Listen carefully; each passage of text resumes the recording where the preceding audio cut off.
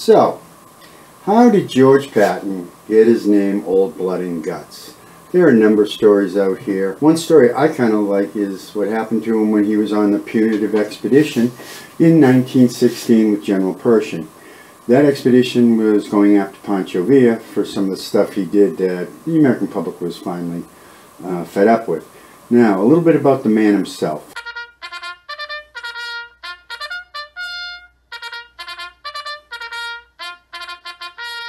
Patton believed in reincarnation. He was considered by some to be a martinet, a prima donna, publicity hound who was reckless with his soldiers' lives. But Major General George Patton was one more thing. He was a military genius who was not afraid to be innovative when he would take on the enemy. Before he became a national hero, George Patton was a career Army officer, albeit pretty wealthy. Now, he rose through the ranks of the peacetime Army very, very slowly. The U.S. Army at the turn of the century was an army where promotions depended on an officer retiring before anyone moved up the promotion ladder. For example, General Eisenhower was a major for 16 years after World War I.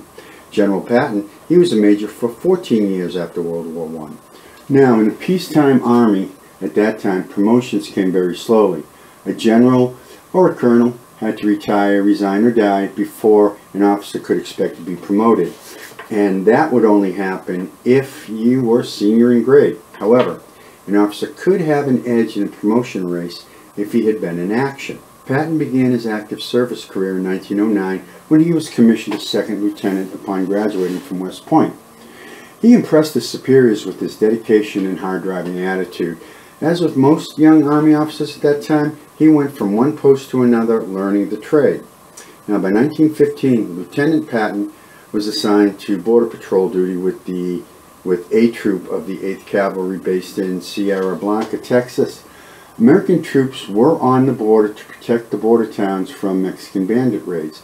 Now, on March 9, 1916, Pancho Villa raided the small border town of Columbus, New Mexico. This was the raid that pushed President Wilson to intervene in Mexico.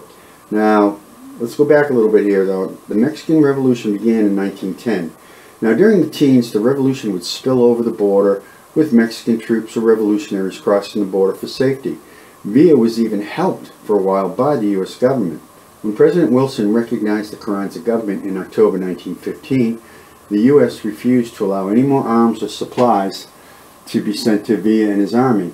Now, in retaliation, because Villa was really upset, Villa started to harass and even kill American citizens on the American side of the border. Then on March 19, 1916, Villa raided the border town of Columbus, New Mexico. He ordered the raid because he needed more military equipment and supplies in order to continue his fight against Carranza, as well as he wanted to provoke the United States into intervening. Now, during the raid, they attacked a detachment of the 13th Cavalry, United States Army. They burnt the town. They seized over 100 horses and mules, as well as vital military supplies. 18 Americans were killed. The outcry from the American public left Wilson no choice but to go after Villa. Now, Carranza was in a difficult position at this time. Villa was a problem for him and his government. Villa was constantly attacking Carranista-controlled towns and columns in northern Mexico. Carranza could allow the U.S. to intervene to capture Villa, but this would cause a problem within his own government. Or he could refuse U.S. intervention and have to deal with Villa on his own. Well, Carranza took the easy way. He okayed the intervention, but he quickly began making it difficult for the Americans to operate and resupply in that area of Mexico.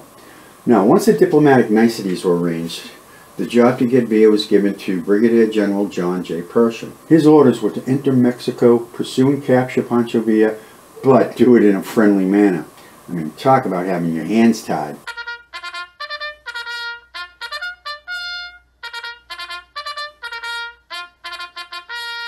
Now, every career Army officer on the border wanted to be part of Pershing's expedition. This is their chance to make their careers. One officer in particular was determined to go. First Lieutenant George S. Patton, Jr.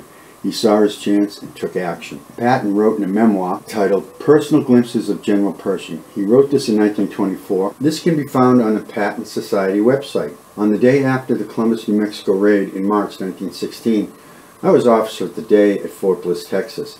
I learned, by grapevine method and good eyesight, that a punitive expedition was in progress of formation, gleaning at the same time the knowledge that my regiment was not to be formed a part of it. Being, however, determined to participate, I got permission to speak to the general.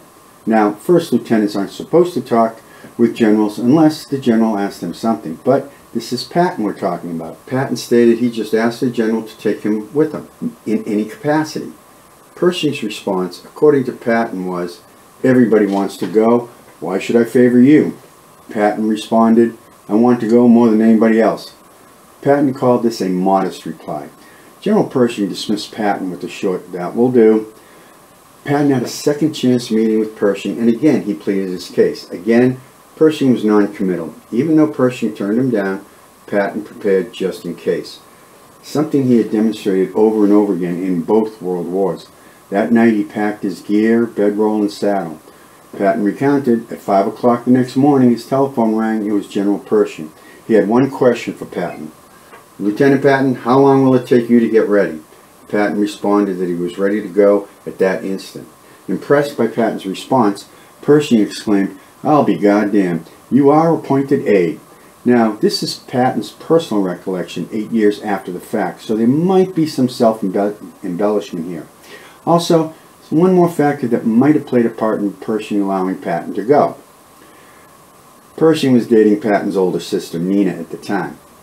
Anyways, the punitive expedition, as it has become known, was not a success. Pershing and his 6,600 men crossed the border March 16, 1916.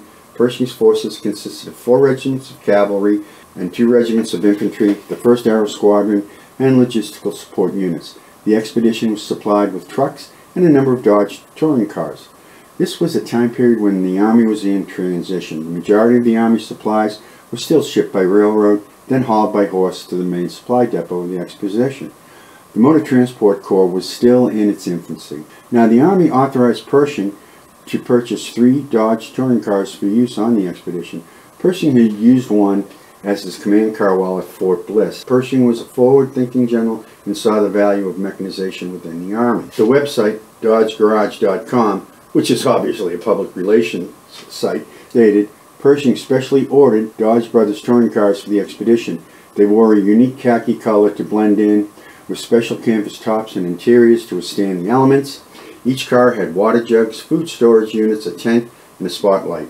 The car's track was actually 4 inches wider than the normal Dodge Brothers touring car, in order to tackle the uneven surface they operated on. As an innovator of military tactics, Patton was in a class by himself. He was a student of history and loved the romance of the cavalry, but he was not hidebound when it came to military tactics or innovation. Being an aide for Pershing was prestigious but tedious. Patton was bored and chomping at the bit for action. He accompanied Pershing on inspection tours, carried messages to unit commanders, and secured forage and supplies from the local population. Patton would use these forays into the countryside to gather intelligence, and it was while he was on one of these forage trips that he learned about Julio Cardenas. He was the head of his Dorados force of mounted bodyguards. Now, Cardenas and his family had a hacienda at San Miguelito, about 150 miles south of Dublin. Now, the website True West Magazine states that Patton had checked out the place looking for Cardenas. He allegedly put Cardenas' uncle to the hanging torture. Now, this particular form of interrogation is done by taking the victim and stringing him up by the wrists, behind the head. This pretty much guarantees agonizing dislocation of the shoulders. The uncle said nothing about Cardenas. Now, how long Patton kept the old man strung up is not mentioned, and for that matter, none of the accounts say whether the old man lived or died. Now, I wonder if Patton ever read Machiavelli. You know, the prince, you know the famous quote, "The ends justify the means." Now, in today's society, some people have substituted that quote with, "by all means necessary." It's most certainly a given. Patton either didn't read it or ignored in the officer's guidebook on the proper treatment and interrogation of prisoners. Now, Patton was not ready to give up. He had a ruthless drive that would not let anybody or anything stand in his way of completing his mission, and that mission was the capture of Julio Cardenas. Now, in his prosaic diary entry for May 14, 1916, is short on detail. May 14th, General sent me with 3 autos and 10 men, 6 infantry, Holmesdale and Lunt to secure corn. I was to pay 4p per heck.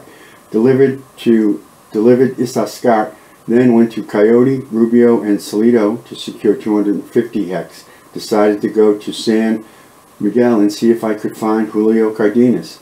Did so, killed him, and Isidore Lopez and one other. Saw 40 or 50 mountain men approaching at a gallop, so I left. Got 5 belts, 3 rifles, 1 pistol, 2 sabers, 2 saddles. Fight started about 12:30 p.m. Now, legend has it that Patton bolted an M1917 Browning machine gun to one of the Dodge touring cars. The events of that day have been embellished. A good example is the History Channel's documentary, The World Wars. The scene opens with the narrator saying, "An Army captain." Patton was only a second lieutenant at that time. The next scene shows Patton and some men bolting a machine gun to a touring car of 1916 vintage. The concluding scene has Patton chasing down the rebels with this car while he's shooting the machine gun. The visuals are great, but from all documentary evidence, that's not what happened. The bolting a machine gun to the car is pure myth-making. In his diary, Patton stated he saw 40 or 50 mounted men approaching at a gallop, so left. If Patton had a machine gun bolted to the car, he and his men could have easily taken care of the approach to the east. If Patton had a machine gun, he would have used it.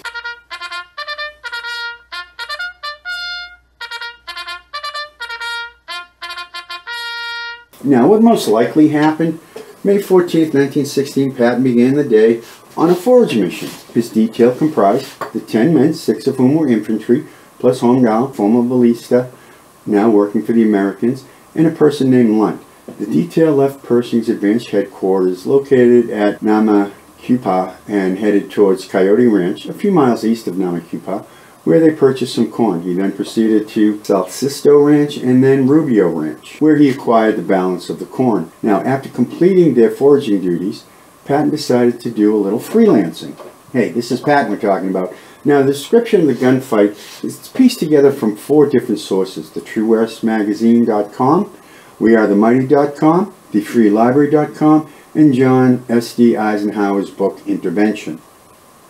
Now, from his early scouting mission, he knew that Cardenas' hacienda was relatively close to Rubio Ranch. At around 12:30 p.m., Patton and his men approached the hacienda from the south. As they closed in on the hacienda, Patton sent 2 cars and 8 men to the south wall to cover the 2 gates. Patton heads to the northwest side of the low wall with 2 soldiers, and the former ballista Holmesdale, armed with his ivory-handled revolver and a Springfield rifle. Patton makes his way to the main gate. Just before he reaches the gate, 3 of the horsemen gallop out of the hacienda into the courtyard. Now they're heading to the southeast gate. Unfortunately, the 3 ballistas had to pull up short due to their escape route being blocked by 8 armed U.S. soldiers. Now Cardenas and his 2 men wheeled their horses around and headed for the north gate. Now by this time, Patton had made it to the opening of the gate. Seeing Patton standing there, the ballistas opened fire. 3 ballistas charging at a full gallop unloaded on Patton. Still, standing in the open, unafraid, and so far unscathed, Patton pulls a single-action Colt 45 revolver out, and he just starts blasting away. Now, Julio Cardenas was in the lead. Patton got off 5 rounds, one hitting Cardenas in the left arm and breaking it. Another round takes down Cardenas' horse. With his Colt empty, Patton ducked behind the wall to reload. This gave Cardenas the few seconds he needed to take cover. While Patton is reloading, his men began to return fire. Once Cardenas went down, the other 2 riders realized they were in deep trouble. They split up. The rider heading west across the compound had the unfortunate luck to cross Patton's line of sight. He shoots the horse, causing the horse and rider to go down. Wanting to be fair, though, he gave the downed ballista a chance. Patton waited until the rider untangled himself from the downed horse. Then the ballista stood up, and he reached for his gun. Patton and his men unloaded on him and killed him. Now, the guy should have just stayed under the horse. Okay, anyways. Now the 3rd ballista headed to the east. He crossed the compound, jumped the low wall, and was galloping furiously away. Patton picked up his rifle and, with his men, started firing. At 100 yards, the rider fell from the horse. Now, while Patton and his men were busy taking care of the other 2 ballistas, Julio Cardenas managed to escape from the compound. Now, E.L. Holmdahl, the ballista-turned-American scout, saw Cardenas escaping. Holmdahl gave chase. He was about 200 yards from Cardenas when Cardenas collapsed to the ground. Now, as Cardenas was getting up, He held up his hands and surrendered, but he then reached for his gun. Cardenas was able to get one shot off, which missed. Holmdahl returned fire and shot Cardenas in the head. With his mission accomplished, Patton did one more thing to cement his reputation as a warrior. Now, like any hunter who successfully stalks and kills his prey, Patton wanted trophies. I can just imagine what that conversation was like. "Sir, what do we do with the bodies?" Patton responds, "Strap them to the hood. We'll take them with us." Oh, those poor enlisted men, they had to drive back with those bodies in the hot sun. Now, in his diary, Patton mentioned that a party of 40 or 50 men came galloping down on them. That must have been right after the bodies were tied down on the hood of the car. Patton and his men drove back to Pershing's advanced camp in Namaqupa. That must have been an interesting drive, to say the least. Now, upon arriving at the advanced base, Patton had to report in about this engagement with Cardenas and the two valistas to General Pershing. Now, I wonder what he said to General Pershing. "I got Cardenas and two bandits. Would you like to see the bodies, General?" Pershing was taken aback at the sight of, now by this time, bloated, gunshot-riddled bodies. He looked at him and he then ordered that they be buried immediately. Now, after this event, Pershing referred to Patton as "my bandit." Now, since Patton's raid was the only tangible success of the expedition, newspapers throughout the country printed small articles of his success. Now, Patton's plan paid off. 9 days later, on May 23, 1916, he was promoted to first lieutenant. Well, what have we learned from this interesting piece of history? Well, a man like George S. Patton is not someone you want to mess with. Nazi Germany found that out by 1945. Also, if you're a wanted bandit, don't go visit your home. That's the first place they will look for you. And lastly, sometimes you do have to be a little outrageous to be recognized. I mean, what would you call strapping dead bodies to the hood of your car? I hope you found this video interesting. If you did, please hit the like button, subscribe to my channel, and ring the bell so you can be notified when I post new content. As always, thank you for watching.